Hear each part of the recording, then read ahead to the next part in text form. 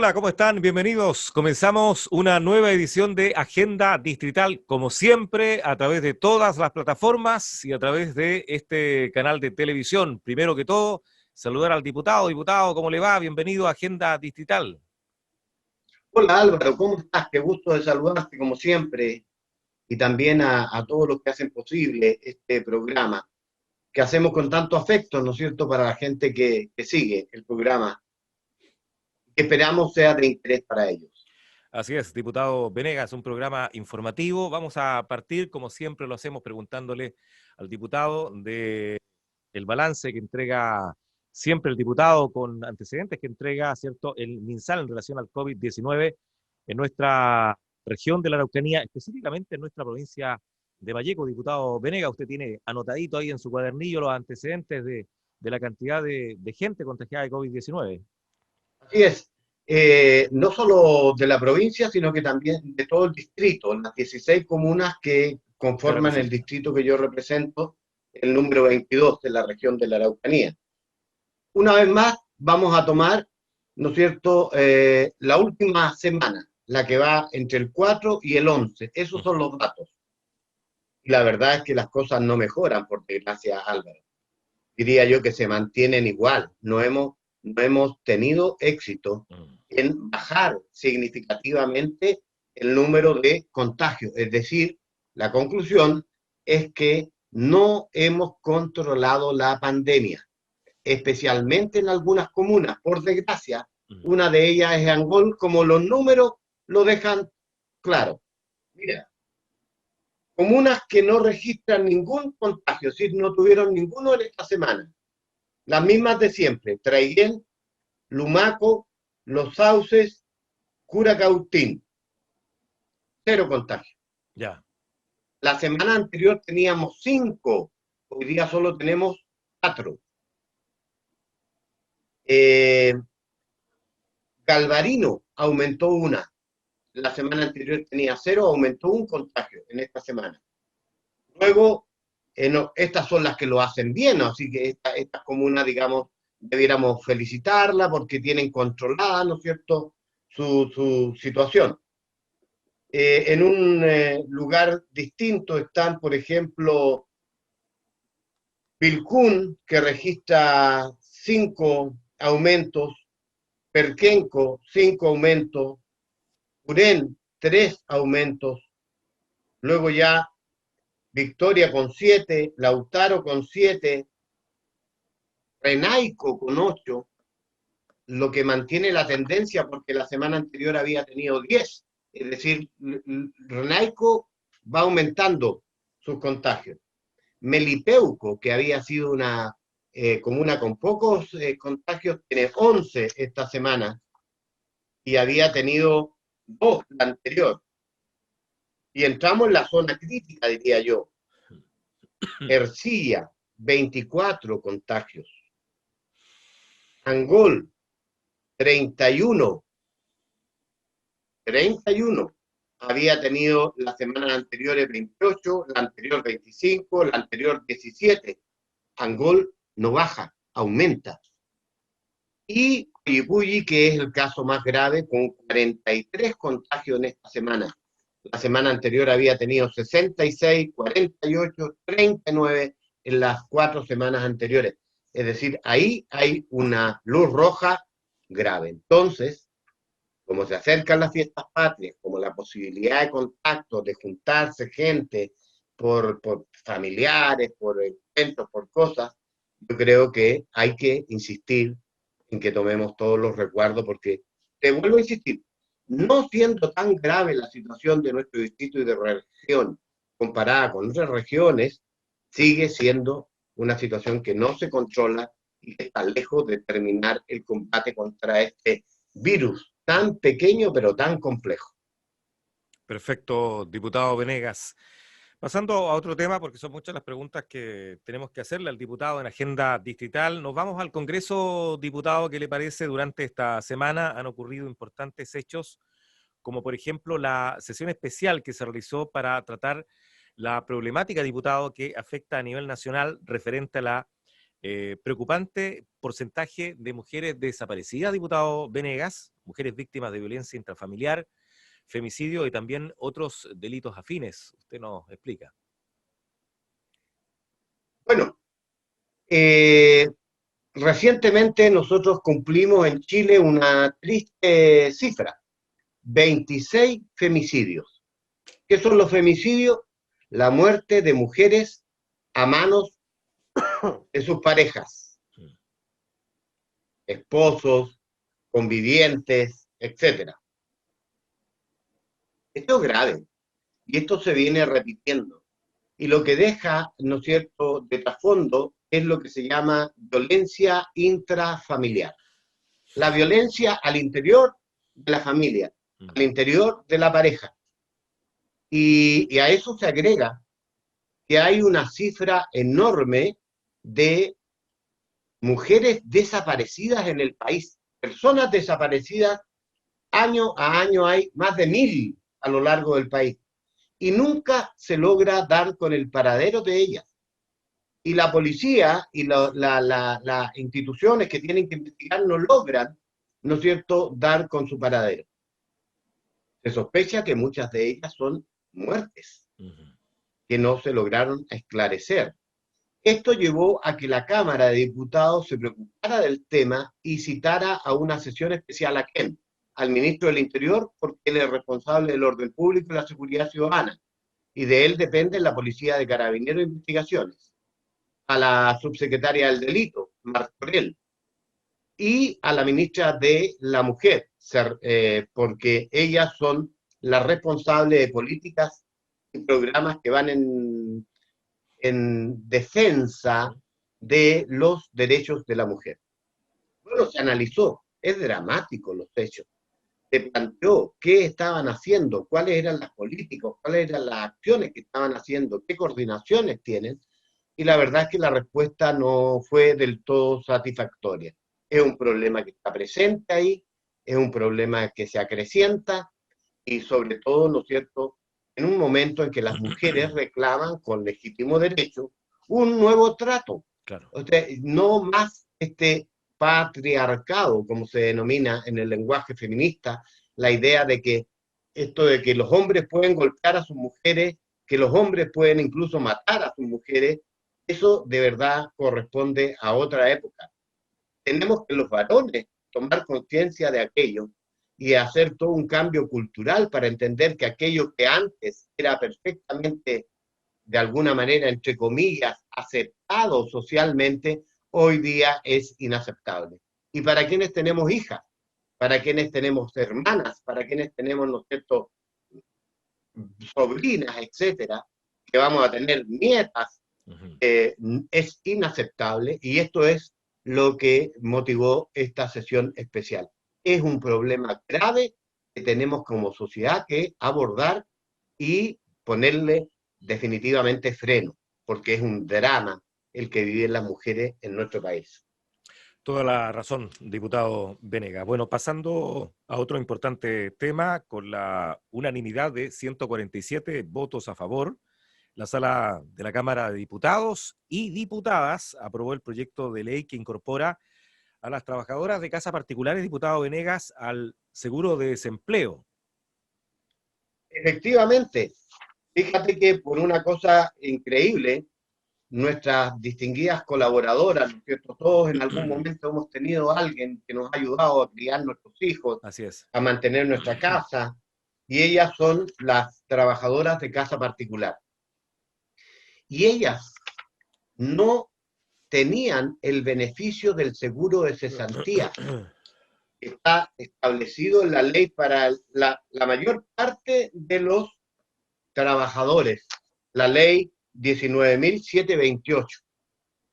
Y lo que hace el proyecto que aprobamos unánimemente, porque ¿quién se iba a oponer?, es que, ¿no es cierto?, ellas a partir de ahora, de la aprobación y promulgación de esta ley, van a quedar con el derecho que en el caso de que sean despedidas, tendrán, al igual que los otros trabajadores, la cobertura del seguro de desempleo, que significa que van a tener, ¿no es cierto?, mientras buscan un nuevo trabajo, la posibilidad de acceder a una cantidad que es el seguro de cesantía, que como tú sabes es por unos cuantos meses y es una proporción del sueldo que ganaban al momento de ser despedida, lo que es una gran ayuda cuando tú te quedas sin pega, sin duda, ¿no? Claro, claro que sí. Probablemente no es la perfecta solución, pero ellas no tenían este derecho. Y entonces ahora el descuento que le hace, el aporte que le hace el empleador, una parte va a ir para el seguro de cesantía y el otro va a ir para la indemnización que la ley les otorga a ella por año de servicio. Perfecto. Diputado, ¿le puedo hacer una pregunta extra al mismo tema que tiene que ver con el seguro de cesantía? ¿Qué pasa con aquellas personas que nunca ocupan este seguro, que siempre han trabajado, al final esa plata, ¿dónde se destina? No, esa plata, en lo que dice relación con lo que le es propio al trabajador, al Ujú. momento que él lo finiquitan y no lo ha ocupado, se la tienen que entregar Ya, al trabajador. perfecto. ¿Ya? En, Pero si yo no me finiquito nunca y jubilo al final de mi vida, sin perder nunca mi empleo, ese ahorro, ¿a dónde se va? ¿Le favorece a la cuenta de la FP? No sé. lo que ocurre no, es que hay un fondo solidario de cesantía, Ya, que es que cuando se te acaban por ejemplo ahora que tenemos este programa de protección del empleo por la situación extraordinaria que ya. estamos Ahí viviendo, es ocupado. exactamente, el fondo, ¿no es cierto?, Ya. solidario de cesantía. O es un fondo que todos los chilenos, por supuesto, Exactamente. aportan con ello. Ok. Pero yo tengo una duda respecto a tu pregunta y entonces voy a consultar con mis amigos más especialistas porque le Claro, quiero decir claro. algo, probablemente un contador te podrá decir. Yo tengo la impresión de que como es recurso del trabajador, al Ujú. momento en que él se jubila, parece que se incorpora o en lo que se llama el momento, la indemnización, porque los trabajadores particulares, ¿no es cierto?, tienen derecho a una indemnización, ¿no es cierto?, que es un mes por año de servicio con un tope de 11 en la Claro. actualidad, según el Ujú. Código Laboral. Ahí se incorpora, en ese Ya. minuto se le devuelve, porque Per- claro, sí, un es un ahorro. ahorro que le pertenece al trabajador. Perfecto, diputado. Vamos con otro importante tema, facilitar la adquisición de remedios en el contexto de la pandemia. Es el objetivo del proyecto aprobado por la unanimidad de 149 votos, diputado Venegas, a favor y despachado al Ejecutivo para ser promulgado como ley. Usted nos cuenta. A ver, la pandemia no ha significado que las autoridades pusieran restricciones a nuestras libertades personales. Claro. Por eso es un estado de excepción constitucional, Mm. ¿ya?, que decreta el presidente. A propósito, se amplió en 90 días más, pero de eso vamos a hablar posteriormente. ¿Qué significa eso? Que los derechos que tenemos, derechos civiles que tenemos consagrados en la Constitución, se limitan.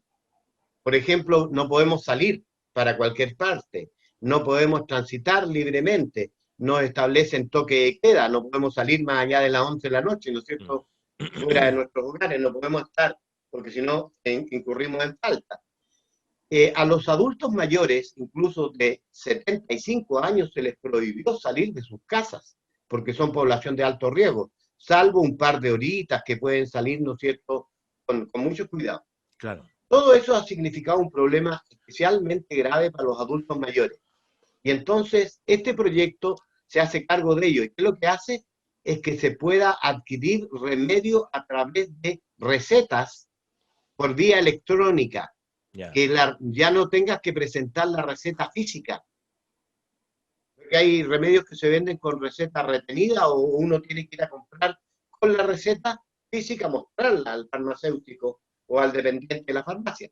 Bueno, la idea de este proyecto es que pueda ser también vía electrónica, dado que hoy día también hay crecientemente una oferta en que tú puedes comprar los remedios vía online, a través de, pero todavía no está consagrada la idea de una receta que llega vía online.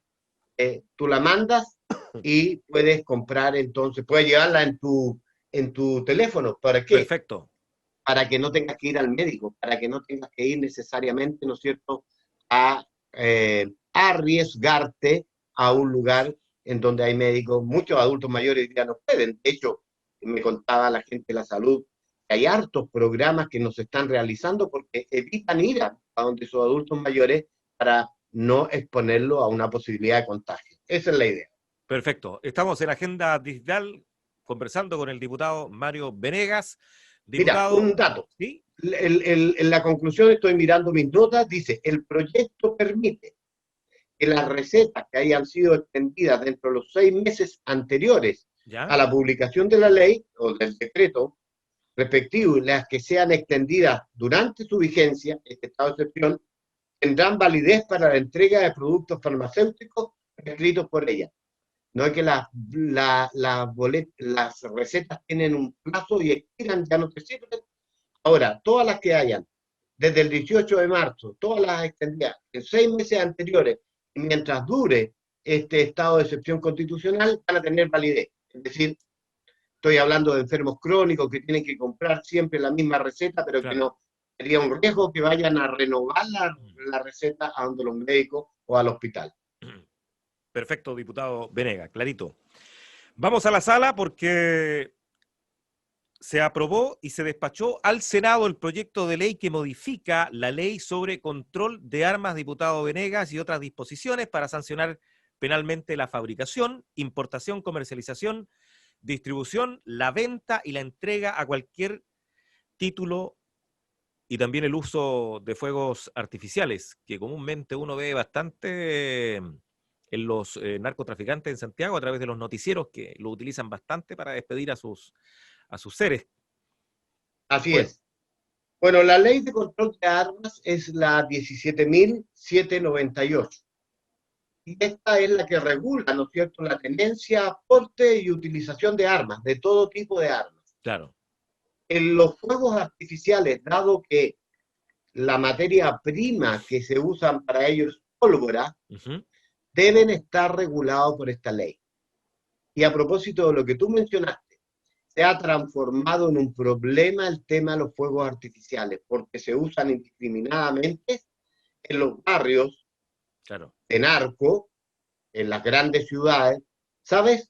No solo para los funerales, cuando usan Claro. fuegos Cumpleaños y todo artificiales aquello. como para saludar a quien falleció, sino que se dice que lo usan también para avisar que llegó la droga. Ya. Entonces, evidentemente, hay que regular esto. En los estadios, como ves, está prohibido, pero llegan las barras bravas y han provocado incendios, han provocado lesiones, etcétera, etcétera. Así Para es. combatir esto es que se aprobó una ley, ¿no es cierto?, que regula y que aumenta las sanciones para quienes importen, ¿no es cierto?, comercialicen, Uh-huh. modifiquen, preparen fuegos artificiales sin la debida autorización. Y las multas van desde multas en dinero, pecuniarias se denominan, o incluso la cárcel, presidio menor en su grado mínimo, que va desde 61 días a 540 días, porque es un problema que tenemos que abordar. Y las multas no dejan de ser complejas, porque van desde 5 a 20 UTM y en otros casos de 10 a 20 UTM. La UTM está casi a 50.000, 40 y tantos mil pesos hoy día. Estamos hablando de una multa que 5 por 4, 20, son 200 y 5 por 2, 20. Bueno, estamos hablando casi de 1 billón de pesos. Perfecto. 20 US. Ok. UTM, perdón, no UTM, unidad tributaria mensual. Así es. Bueno, diputado, pasando a temas bastante interesantes para toda la gente que está escuchando la radio y que tiene que ver con el ingreso mínimo mensual. Bueno, quiero destacar lo siguiente: por 53 votos a favor, 78 en contra, hubo 14 abstenciones.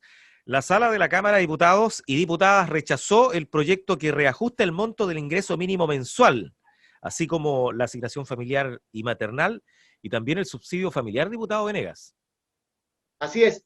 Mira, el problema aquí, este es tal vez de los problemas más graves que tenemos a la hora de votar nosotros, el ingreso mínimo. Nosotros tenemos que, el gobierno manda un proyecto de ley para fijar el ingreso mínimo que afecta a quienes, a los trabajadores privados. Claro. ¿Ah? no a los trabajadores públicos, porque No, ellos porque tienen otro ellos régimen. no ganan el mínimo, diputado. Entonces, ese es el piso. Ujú. Ahora bien, normalmente los gobiernos, y debo ser justo, todos los gobiernos, tienen bastante tacañería a la hora de fijar ese.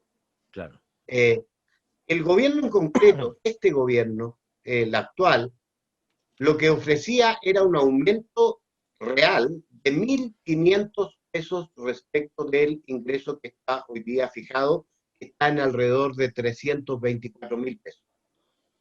Comprenderás que para cada uno de nosotros, si le plantean la pregunta, ¿se puede vivir una familia con 324.000 y darle como noticia que va a tener un aumento de 1.500 pesos, que es un kilo de pan, poco más de un kilo de pan?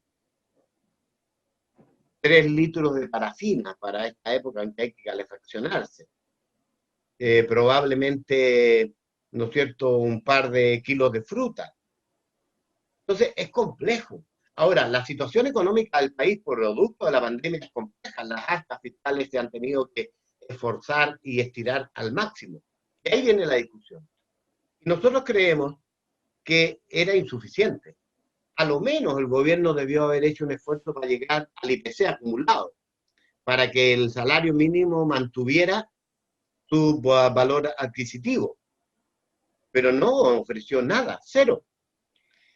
Sí, es bien, es cierto, hay que reconocer que nosotros aprobamos una ley que estableció lo que se llama el salario mínimo garantizado, que hoy día está en 360.000 pesos, ¿no es cierto?, con un subsidio del Estado.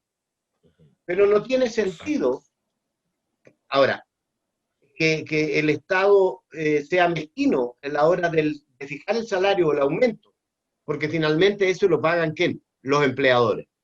Y ahí está el problema, porque hay muchas empresas que hoy día están muy complicadas, especialmente las pymes, que son las que más generan trabajo. Hoy día, aumentarle muy significativamente, como algunos planteaban, que fuera un salario mínimo de 420.000 pesos, por ejemplo, significa que por cada trabajador, ese empleador tiene que tener una cantidad. Y hoy día, eso significa que tiene que cerrar la cortina, bajar la cortina, porque no le da. Claro. Hay, ¿sabes?, negocios cerrados. Ustedes mismos probablemente en los medios de comunicación han visto disminuir su publicidad, que es la forma como subsisten los medios, ¿no es cierto? Así es. Bueno, imagínate Ujú. tantos otras. Esta pandemia ha golpeado muy fuerte. Y ahí está la discusión. Finalmente se rechazó para ver la posibilidad de que el gobierno esté dispuesto a hacer un mejor esfuerzo. Y claro, ahí siempre meten otros temas como son estos otros bonos, la asignación familiar, la asignación maternal y el subsidio familiar. Y bueno, duele porque sabemos que la gente tiene, pero estamos tratando de ayudar a que la oferta del gobierno sea un poquito mejor. Esa es la razón que explica, y va a tener que ir a una mixta probablemente para resolver este tema, porque se fue al Senado y veremos qué es lo que pasa en el Senado. Y Ujú. que en el Senado ojalá el gobierno esté dispuesto, porque ¿cómo le explicas tú a la gente? La gente se indigna, ya está muy enojada con nosotros, con razón, en algunos casos, sin razón en otros, y decirles que aprobamos 1.500 pesos de aumento es como una bofetada en la cara. Claro. Tiene toda la razón, diputado. Nadie acepta eso, lamentablemente. Así es. Vamos a la acusación constitucional contra Silvana Donoso, diputado, porque por 73 votos a favor, 52 en contra y 14 abstenciones, la sala de la Cámara de Diputados y Diputadas aprobó la admisibilidad de la acusación constitucional en contra de la ministra de la Corte de Apelaciones de Valparaíso, Silvana Donoso. Bueno, todo esto es sabido por el caso de Ámbar Cornejo, pues. Mira, efectivamente, cómo yo sufrí cuando supe lo de Ámbar, cuando vi las imágenes, una muchacha joven, se veía sonriente, nada mal parecida, o sea, una niña que podía tener un futuro, ¿no es cierto? Eh, y resulta muerta, asesinada, violada y asesinada por la pareja de su madre. viene este señor, un señor que ya había asesinado a su pareja y al hijo de su pareja hace aproximadamente 11, 12 años atrás. Lo condenaron a 27 años de cárcel. Cumplió apenas 11 y una comisión de 5 personas, jueces, que presidía la ministra Donoso, le concedió la libertad condicional. Y le concedió la libertad condicional antes de cumplir la mitad de la pena, que es el requisito básico para dar esto, sin considerar una serie de antecedentes, como que este mismo sujeto, en un programa de televisión que hacía este señor, ¿no es cierto?, Carlos Pinto. Carlos Pinto, había señalado que él no tenía certezas, él mismo, de que si volviera, que no tenía certeza si no podía volver a asesinar. Claro. Que había informes de gendarmería que aconsejaban no otorgarle la libertad condicional. Es complicado.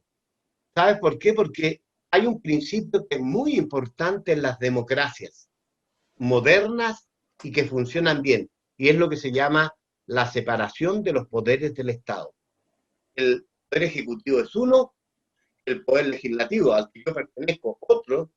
Es muy importante que el poder judicial sea autónomo completamente en sus decisiones, porque eso le sirve a los ciudadanos. Imagínate un poder judicial resolviendo conforme lo que le diga el gobierno o lo que le diga el parlamento, sería completamente inapropiado. Entonces, ¿qué es lo que ocurre? Yo tenía dudas de si corresponde, pero nuestra Constitución establece que los ministros de Corte pueden ser acusados constitucionalmente. Entonces la pregunta era, ¿había razones para acusar constitucionalmente a la señora? Yo terminé votando a favor, con serias dudas.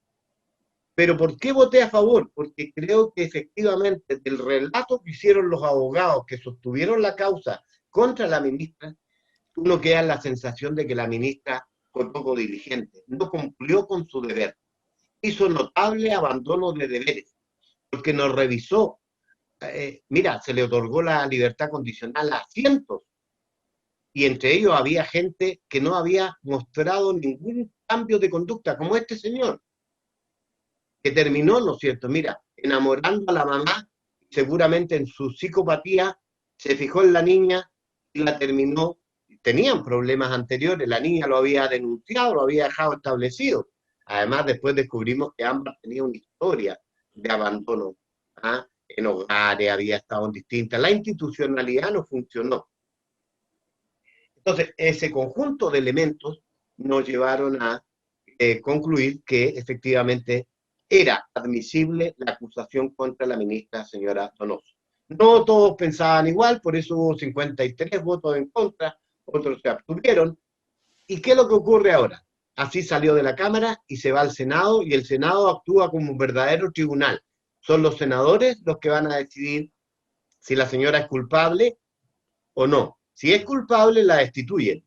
Pierde su condición de ministra de la Corte de Apelaciones de Valparaíso.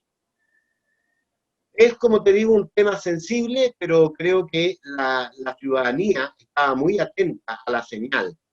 Yo, respetando este principio de autonomía de los tribunales, también quiero decir que los tribunales se deben, ¿no es cierto?, a que deben actuar conforme a la ley y conforme al mejor bien común de la gente. Y hay un cuestionamiento serio. Todo, en donde tú converses, dices, oye, ¿qué justicia tenemos en Chile?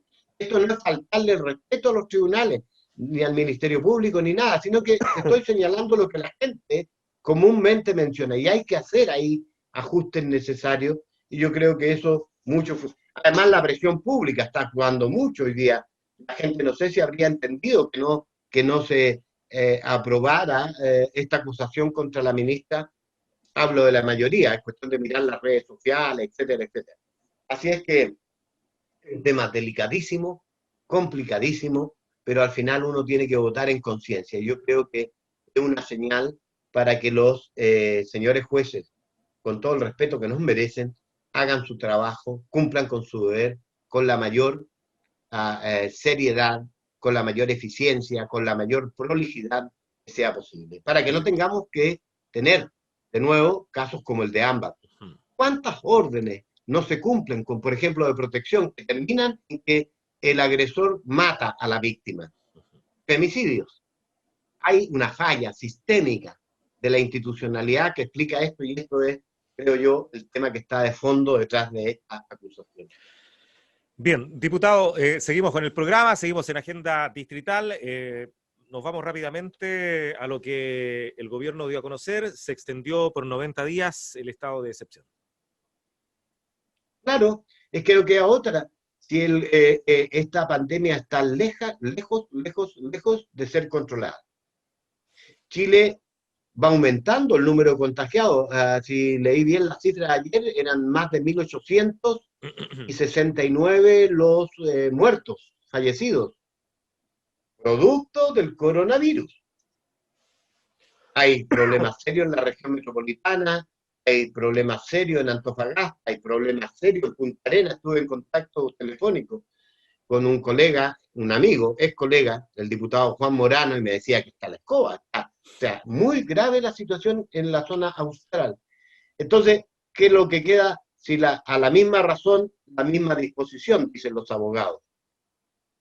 Como no hay control, entonces vencía ahora en septiembre este estado de excepción, sí. El gobierno ha resuelto ¿extenderlo? Mantenerlo, extenderlo por 90 días más, lo que nos lleva a octubre, noviembre, diciembre. Perfecto, diputado. Vamos al ámbito local, diputado, porque usted participó de la puesta de la segunda piedra que inicia nuevamente, ¿cierto?, las obras de asfalto del camino hacia el Parque Nahuel Buta, acá en la capital de la provincia de Malleco, un trabajo que había quedado abandonado. No sabíamos qué iba a pasar, pero ya se puso esta segunda piedra, esperemos que en esta oportunidad se concreten las obras. Mira, esta invitación que me hicieron llegar las autoridades, la acepté. Hacía mucho tiempo que no salía a terreno directamente, porque yo estoy convencido que nuestra responsabilidad es cuidarnos, nosotros, para cuidar a los demás. Claro. A mi familia, a mis cercanos y a la gente con la que yo me puedo relacionar.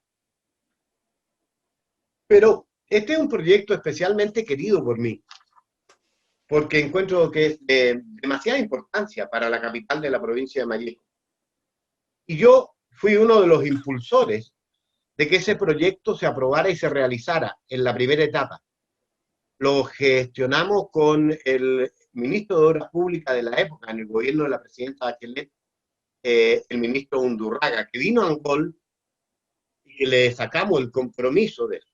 Se hizo. Desgraciadamente, Vialidad licitó ese proyecto a una empresa que finalmente no tenía las espaldas económicas y técnicas para hacer el proyecto y lo fue abandonado. Y es tan grave esto que pasaron varios años antes que se pudiera retomar. Así que yo estoy re contento, quise ir, estar ahí. Estuvo el intendente, el seremi de Obras Públicas, el alcalde, obvio, contento. En la primera etapa, que son 12 kilómetros, una inversión de más de 4.000 millones de pesos, y anunciaron allí que ya están avanzando en el proyecto para la segunda etapa, que son 18 kilómetros que nos llevarían con pavimento hasta las puertas del Parque Nacional Nahuel Buta. Gran noticia, claro, para el fomento del turismo, para los emprendedores, para los agricultores, para la gente que vive en la cordillera Nahuel Buta todavía. Y como Cogollito, hace unos días comenzaron los trabajos, se anunció, de pavimentación de 5 kilómetros por el sector El Rosario, también en dirección al parque, lo cual significa que en el futuro vamos a tener asfaltados ambos ingresos, por acá, por las acequias, por el cañón, ¿no es cierto?, y también por el Rosario. Muy, muy buena noticia, y yo me alegro mucho que se hayan repuesto los trabajos para que tengamos pronto, ¿no es cierto?, esta ruta pavimentada como se merece.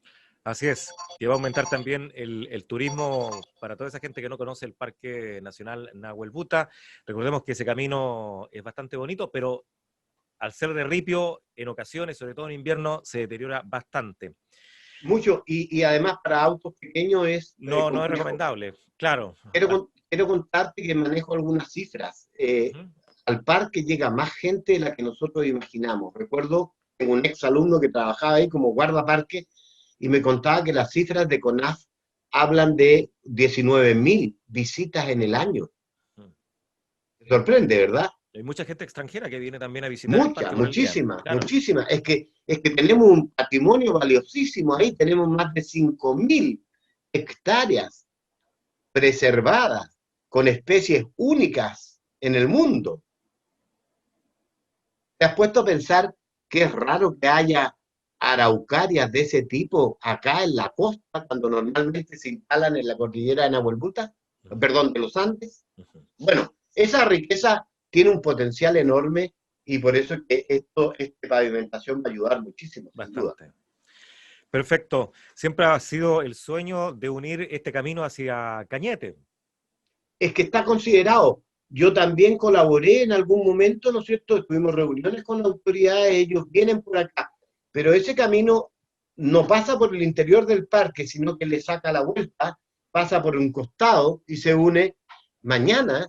Dios mediante vamos a tener asfaltado, pavimentado para ir desde Angol por aquí, por la cordillera, Claro. a Leu, Cañete, imagínate, a Y comer sería unos mucho, chiquitos, mucho más corto que dar la vuelta ya por Contulmo. obvio, y con Lógico. un camino mucho más hermoso. Ya me imagino lo hermoso que sería. Ojalá tengamos vida para ver ese proyecto a futuro, diputado Venegas. Don Mario, usted también tuvo una importante reunión con dirigentes nacionales, sobre todo manipuladoras de alimentos. Así es. Bueno, yo soy profesor, eso esencialmente. Entonces, para mí, mi gran amor siempre es la educación y todo lo que esté relacionado con la educación. Y yo creo que me he hecho una cierta imagen, ¿no es cierto?, en mi trabajo de todos estos años en la Comisión de Educación y por eso la Federación Nacional de Manipuladoras quisieron tomar contacto conmigo para manifestarme un conjunto de problemas que tienen. Problemas que dicen relación con una suerte de falta de diálogo o de comprensión de la JUNAEP, de la que ellas dependen directamente respecto a los problemas que ellas tienen. Tú sabes que esto funciona así.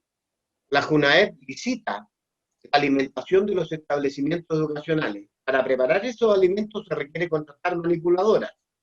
Hay normas, reglas que a juicio de las manipuladoras las empresas no están cumpliendo, como el índice de manipuladoras.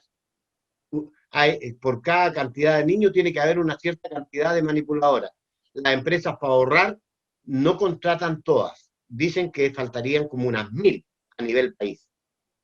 Tienen problemas con el bono de zonas extremas que se legisló, se aprobó por la lucha de ellas en el presupuesto del año pasado para este año. Y nos lo estarían pagando las empresas en la forma que quedó establecido en la ley. También con el bono garantizado tienen problemas con el tema de las cajas de alimentos, que los alimentos que están entregando, como decía, no sé, no hay clases presenciales, se le entrega una caja, que son las raciones de los niños. Y esas no siempre son de buena calidad según los dirigentes. Por ejemplo, en el ámbito de las legumbres, lentejas, garbanzos que caen gorgojos, los huevos que no son de la mejor calidad, etcétera. Todos esos problemas quieren que yo ayude, colabore a trasladarlo a la Comisión de Educación, a la Comisión de Hacienda y ante las autoridades del Ministerio de Educación para que encuentren una solución, porque ellas lo plantean, pero no los escuchan, Claro. no actúa la JUNAEP. Entonces, de eso se trata y yo quiero decir a todas las manipuladoras de acá, que conozco a muchas, las organizaciones, que por cierto van a contar con mi entusiasta apoyo para que ellas puedan ser escuchadas y resueltos sus problemas. Diputado, y ya estamos llegando casi al final, pero no puedo dejar de preguntarle, ¿se siguen conformando los comandos para el apruebo o rechazo, que va a ser totalmente diferente en este tiempo de pandemia? Porque lamentablemente tengo entendido que quienes están padeciendo el COVID-19 no van a poder votar.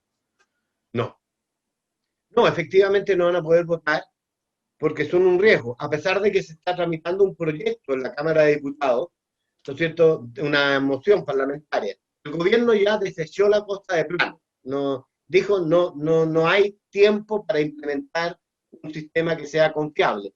Además, se estima que son del orden de unos 15.000, poco más de 15.000, las personas que en el país estarían en condición a esta fecha, ¿no Sí, es porque cierto? puede aumentar. Claro, puede aumentar de aquí a octubre. Ujú. La idea es que cómo implementa un sistema que sea confiable, que te dé certeza de que ese voto está válidamente emitido por la persona que corresponde, ¿no es cierto?, con la privacidad que corresponde y con la voluntad de esa persona. Entonces, eso tiene que hacerse bien y a juicio de las autoridades, el CERVEL, estamos muy encima, pues si estamos ya a 12, estamos hoy día de septiembre y esto es el 25, de manera que nos quedan el orden de poco más de 40 días. Es lamentable porque el derecho a votar es un derecho universal que todos tienen derecho a ejercer, pero por otro lado, cuidar la salud de la población y que una persona que esté infectada no vaya a infectar a otros es una cuestión que las autoridades tienen la responsabilidad también de cautelar. Ahora, respecto al apruebo, se está avanzando, son tiempos difíciles para hacer campaña, porque circunstancias no se pueden hacer reuniones masivas. Aquí el dinero va a jugar un rol importante, el que tenga plata para pagar avisos en la radio, en la televisión, ¿no es cierto? Y tú sabes que siempre la gente de este sector en el que yo me ubico políticamente, que es la centro izquierda, ya somos los más pobres, digamos, las que tenemos más dificultades para tener recursos.